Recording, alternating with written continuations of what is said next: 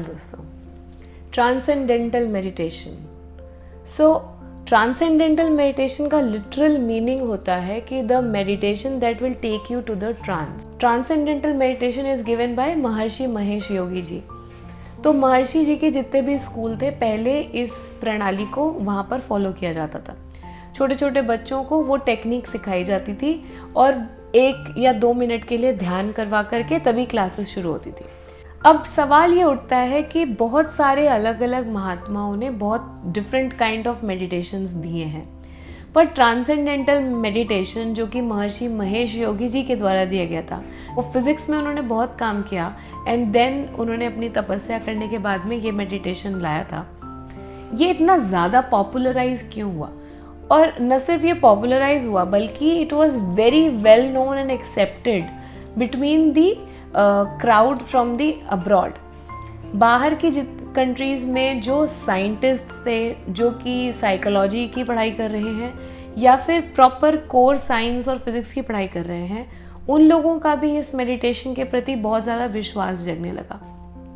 ये पहली बार देखा गया था कि साइंस वाले लोग एक स्पिरिचुअल प्रैक्टिस को इतना ज़्यादा एक्सेप्ट कर पा रहे थे। इसका रीज़न था महर्षि महेश योगी जी ने पूरी साइंटिफिक बैकिंग के साथ में इस मेडिटेशन को लोगों को समझाया था और एक्सपीरियंस भी करवाया था। एक ह्यूज अमाउंट में लोगों ने इस मेडिटेशन को प्रैक्टिस किया वॉज कि it was very simple to practice. Generally हम मेडिटेशंस में देखते हैं, चाहे वो विपासना हो, चाहे वो सहज योग हो, हर में आपको एक प्रैक्टिस फॉलो करनी पड़ती है और एटलीस्ट कुछ नहीं तो कम से कम अपने फोकस को किसी एक चीज़ पर आधारित करना पड़ता है, जिसे कि हम आध्यात्मिक भाषा में धारणा कहते हैं। तो क्या ट्रांसेंडेंटल मेडिटेशन में धारणा नहीं है?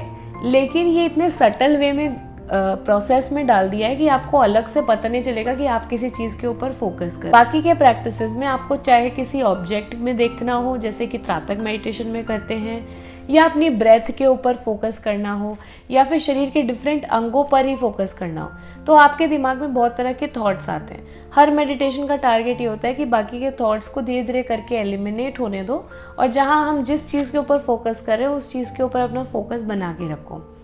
जबकि ट्रांसेंडेंटल मेडिटेशन की टेक्निक जो है, कह वो भी यही रही है लेकिन थोड़े से डिफरेंट वे में। कंसेप्ट है जो कि साइकोलॉजी में which is called unified field, उससे बहुत ही मिलता जुलता था। और कहीं ना कहीं जो हम वननेस की बात करते हैं, वो यूनिफाइड फील्ड साइंस के कंसेप्ट में और स्पिरिचुअलिटी में ट्रांसेंडेंटल मेडिटेशन के कंसेप्ट में काफ़ी हद तक मिलता जुलता दिखाई दे रहा था।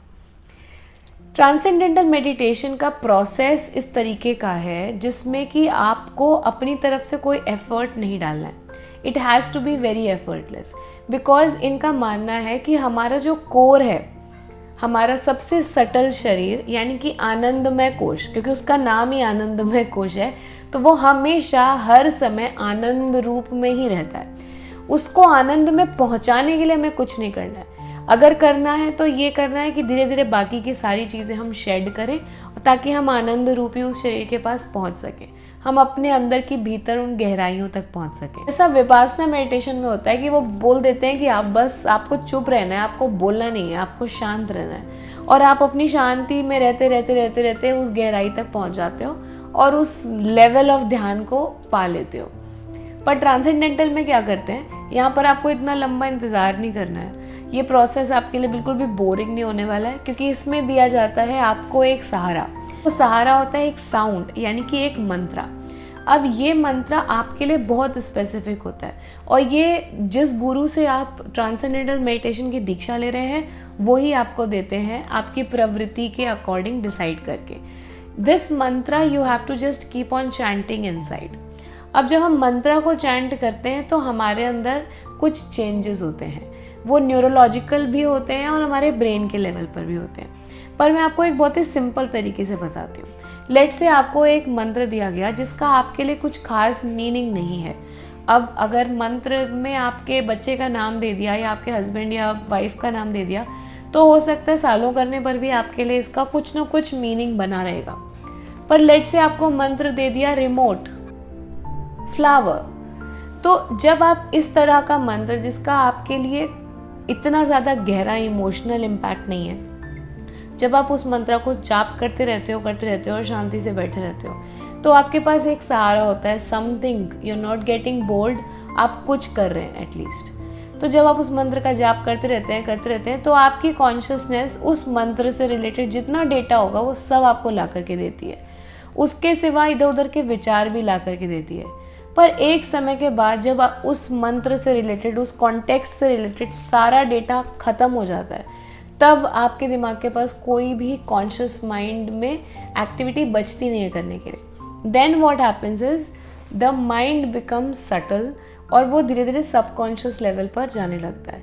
सबकॉन्शियस और अनकॉन्शियस के बीच में आपको फिर से थोड़े थोड़े विचार आने चालू होते हैं, पर ये विचार वो वाले विचार नहीं है कि मुझे खाना बनाना है और ऑफिस का काम ख़त्म करना है।